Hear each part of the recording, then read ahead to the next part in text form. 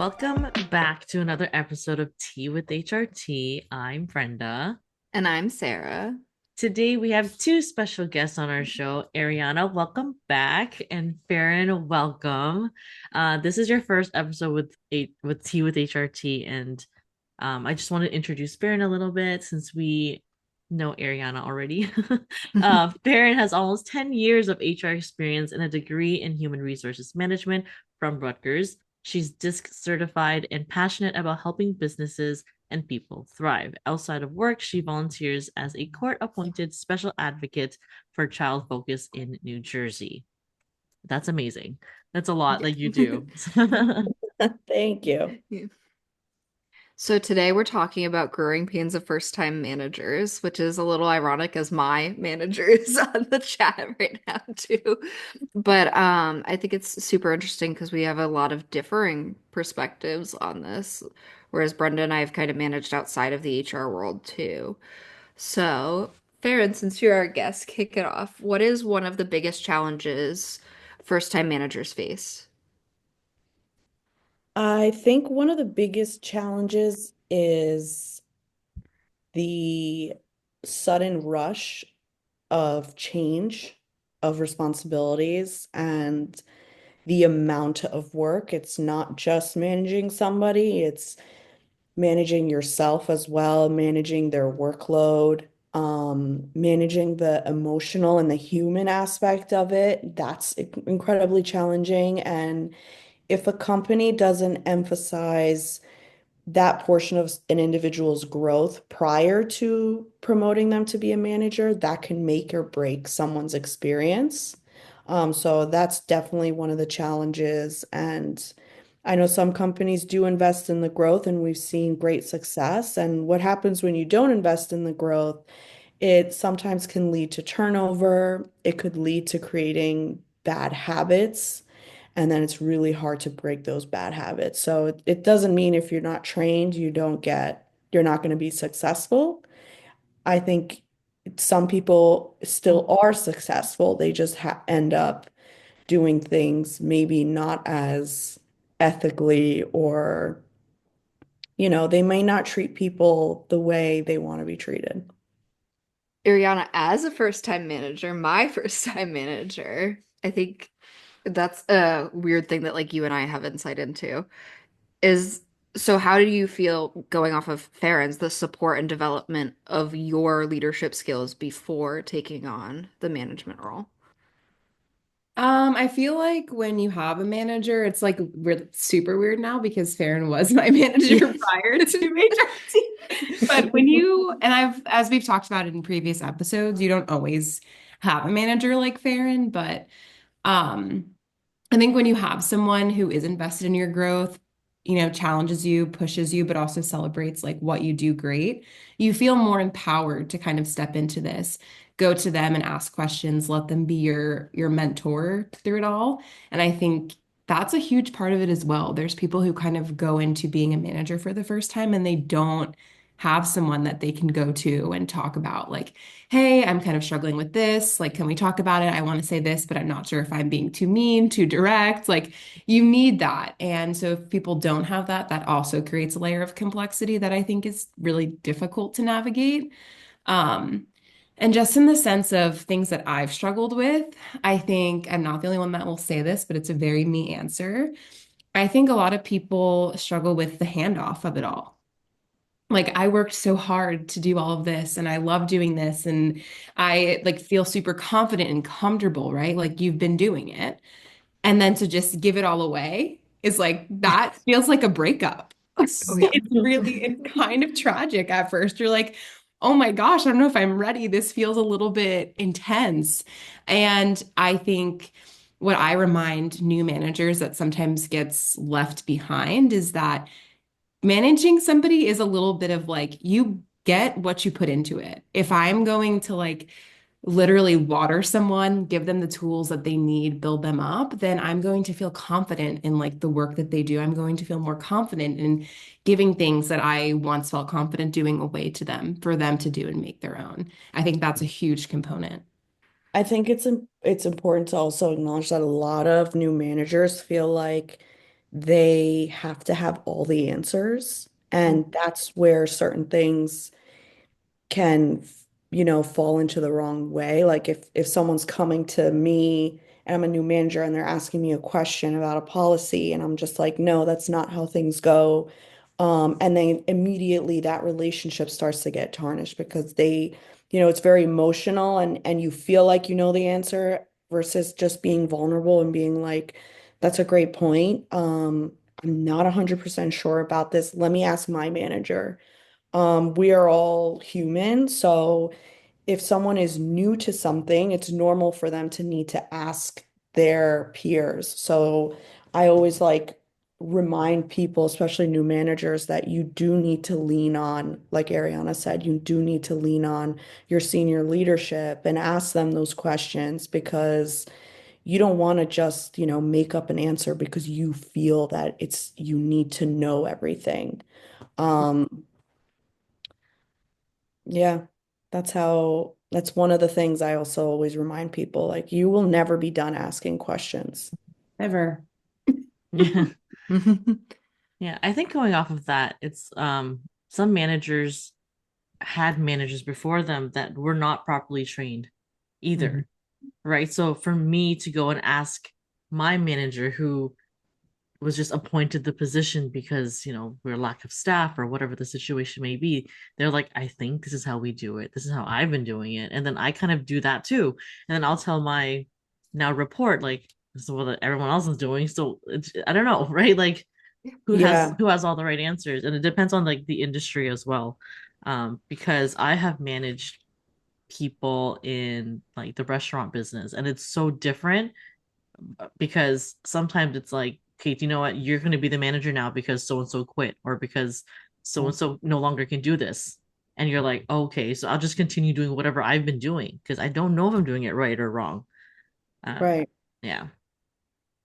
I think one of the like really unique things but beautiful things about how like the management situation, like especially between Farron, Ariana, and myself, was that like it was originally like a dual manager thing, and then it became sort of like a natural shift into Ariana taking over, which felt like I felt super good about it, not in the sense of like, oh, get out, Farron, but more of like I felt Ariana's confidence grow and Farron's confidence in Ariana grow and made me feel more secure in it too. And I think for a lot of people taking on that like first time management position, at least I can only speak to it from like looking up rather than like being in it, but it felt a lot more secure than rather being like, all right, here you go.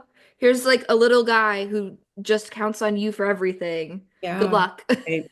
It's a huge growing pain because you're so used to just working on your own stuff and being able to depend on meeting your own deadlines. And then now you have someone else's responsibilities to count on. And on top of that, your manager is questioning you and them through you. Has, X, Y, and Z done this? Have they responded to this? And you're like, oh, okay, I don't know right now. Like it's a Mhm. lot. So, and having that open communication is so important. Being able to like go back to your manager and say, like, I'm really struggling. Like, I don't know what to do. And I feel like a lot of people don't do that, or they watch like one episode of The Office and they're like, I know how to be a manager. I'm ready. Like I know everything that's involved and that's so wrong. Like Yeah.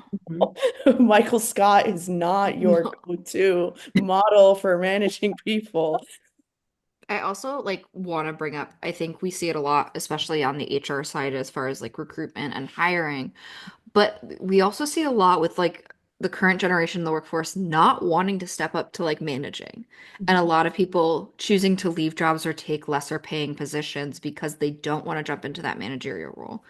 Do you have any insight on that or any tips for people who are in that field? I think it's just the lack of training. And a lot of people, like Brenda said, look at their manager and they're like, I don't want what you have. Like you, and it's just like the lack of time management and again, open communication. Like I feel like Ariana and I, we work together so well. And I always emphasize like taking care of yourself and your family and then work.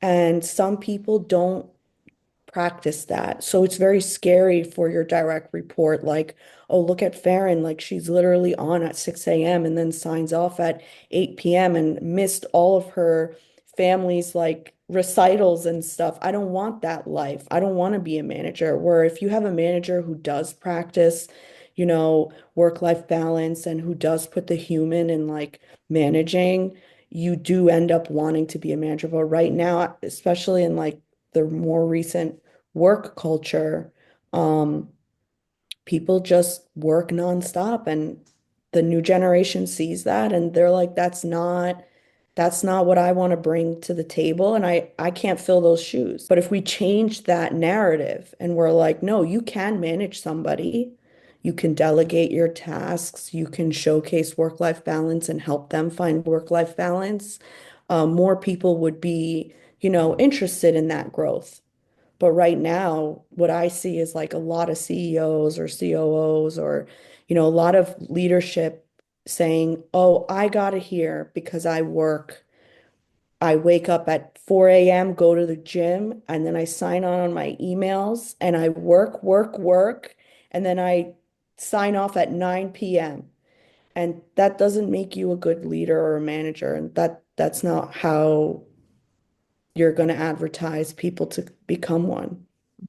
This actually goes back to our previous episode. We talked a little bit about workaholism versus hustle culture and like what's the difference and is it healthy and where's like, the fine line between it. And I think it's a huge thing you see from your boss. Like I compare seeing like good managers as like seeing teachers. Like in my life, like I've seen teachers in school and I've been like, I want to do that. Like I want to be an educator because of look at how much like this person is bringing joy into the field, but also is like bringing that joy to somebody else and lifting them up, but also being there that like their students are successful, their students are pushing boundaries, learning and educating. And it's that kind of stuff where you're like looking to be that person who makes them love the thing you're doing and not through a we're all here and we all chose this field and we all have to do it sense. And I Mhm. think that's a lot of like, especially from Ariana, like what I see a lot of like your positivity